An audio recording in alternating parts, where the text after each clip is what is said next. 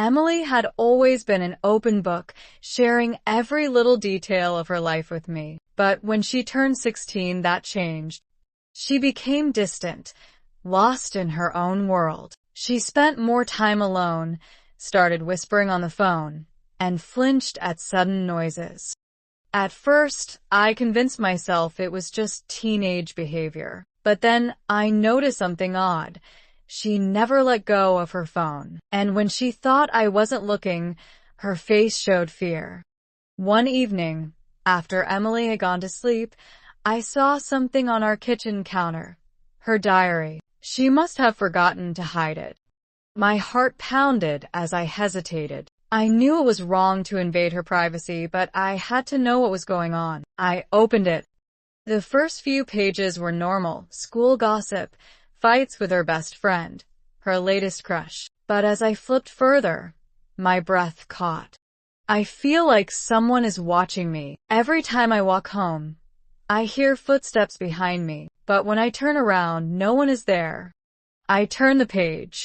I got another message today. It said, "I see you. I'm scared. Should I tell Mom? But what if they hurt her too?" My hands shook. Someone was stalking my daughter. I needed to act fast. The next morning, I watched Emily closely at breakfast. She smiled, but it was forced. "How was school yesterday?" I asked casually. She tensed. "Fine. Same as always." Her phone buzzed, and she grabbed it instantly, face pale. That was it. I had to see who was messaging her. That night, when Emily was in the shower, I saw her phone on the nightstand. A new message had popped up. "Did you miss me today?"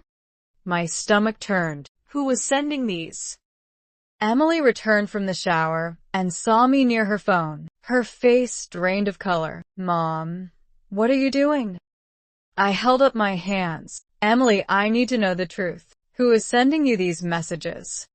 For a moment, she looked like a frightened child. Then she broke down. Through sobs, Emily told me everything. A month ago, she noticed a man watching her on her way home. She ignored it at first, thinking it was just coincidence. But then the messages started. At first, harmless. "You're beautiful. I like your dress." But soon they got darker. "I know where you live. I saw you in your blue sweater today. You looked scared." She had tried blocking the number, but the messages kept coming from different ones. She was too afraid to tell me, thinking the stalker might hurt me if she did. I held her tight. "You don't have to be scared anymore. We're going to stop this." The next morning, I went to the police with Emily's phone and diary. They took it seriously and started an investigation. But they warned me, stalkers like this could be dangerous. At school, I spoke to the principal. He seemed concerned, but said they couldn't do much without proof of who it was. That wasn't enough for me. I started waiting outside Emily's school every day to walk her home. But whoever it was must have noticed, because the messages stopped. For a week, I thought it was over, until one night, when something even worse happened. It was late when I heard it. The sound of gravel crunching outside our house. My blood ran cold. Slowly, I pulled back the curtain. A figure stood near the tree in our front yard. I grabbed my phone and dialed 911, whispering to the operator. By the time the police arrived, the figure was gone, but they found footprints leading right up to Emily's window.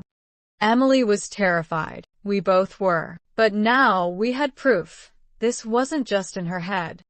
The police traced the messages and discovered something horrifying. The number belonged to someone we knew, one of the school's janitors. He had been watching Emily and other girls, sending the messages from anonymous apps. When they arrested him, they found hundreds of photos on his phone, pictures of Emily, taken without her knowing, at school, at the mall, even near her home.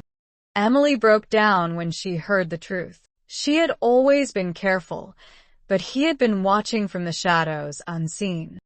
I held her close. "It's over now." And for the first time in weeks, she believed it. took time for Emily to heal. She still had nightmares, still double-checked the locks before bed. But she wasn't alone anymore. And neither was I. A mother's instinct is never wrong. And when it comes to protecting my daughter, I will always fight, no matter what.